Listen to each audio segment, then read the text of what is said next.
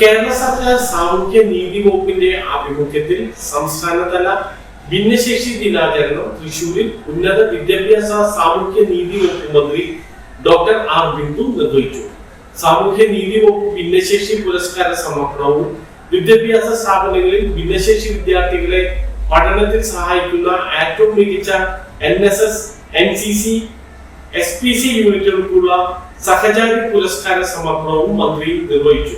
ഭിന്നശേഷി വിഭാഗത്തിൽ 32 സ്റ്റേറ്റ് അവാർഡുകളും കൂടാതെ ജില്ലയിലെ ബിരുദാനന്തര കോഴ്സുകളിൽ ഉന്നത വിജയം കരസ്ഥമാക്കിയ ഭിന്നശേഷി വിദ്യാർത്ഥികൾക്കുള്ള വിജയാമൃതം അവാർഡും വിതരണം ചെയ്തു.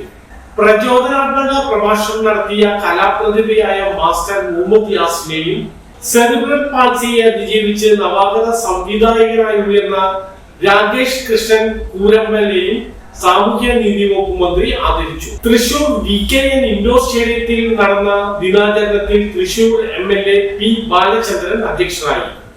സാമൂഹ്യ നീതി വകുപ്പ് ഡയറക്ടർ പ്രിയങ്ക G സ്വാഗതം പറഞ്ഞു. MLA-മാരായ ET Tyson master, KK Ramachandran, Xavier Chittilappilly, NK Akbar എന്നിവർ വിശിഷ്ട അതിഥികളായി. അവകാശാധിഷ്ഠിത സമീപനത്തോടു കൂടിയാണ് ഇന്ന് നമ്മുടെ രാജ്യത്ത് ഭിന്നശേഷി മേഖല കൈകാര്യം ചെയ്യപ്പെട്ടു പോരുന്നത്. ഭിന്നശേഷിക്കാർക്ക് നൽകുന്ന പരിരക്ഷ അവരുടെ അവകാശമാണ്, ആരുടെയും ഔദാര്യമല്ല എന്ന പ്രഖ്യാപനത്തോടു കൂടി തന്നെ സ്ഥിരവും സ്ഥായിയുമായിട്ടുള്ള വികസന പ്രക്രിയ ഉറപ്പാക്കുന്നതിന് ഭിന്നശേഷി വിഭാഗക്കാരെ സമൂഹത്തിന്റെ മുഖ്യധാരയിലേക്കും നേതൃനിരയിലേക്കും കൊണ്ടുവരിക എന്നുള്ളതാണ് ഈ വർഷത്തെ അന്തർദേശീയ ഭിന്നശേഷി ദിനാചരണത്തിന്റെ പ്രമേയമായി തെരഞ്ഞെടുത്തിട്ടുള്ളത്. നമുക്ക് അക്ഷരാർത്ഥത്തിൽ അത് നടപ്പാക്കാനുള്ള പ്രയത്നം തുടരാം.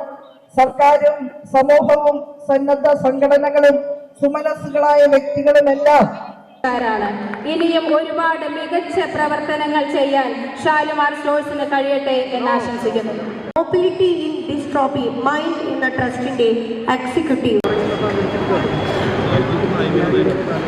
Service India private limited info park Kochi എന്ന സ്ഥാപനത്തിൽ സീനിയേഴ്സ് വരുന്നു. മേൽസ്ഥാപനങ്ങളിലെല്ലാം ഇന്റലക്ച്വൽ ഡിസബിലിറ്റി ഉള്ളവർക്കും കേൾവിശക്തി കയ്യടികൾ നമുക്ക് നൽകാം. Speech therapy, vocational training,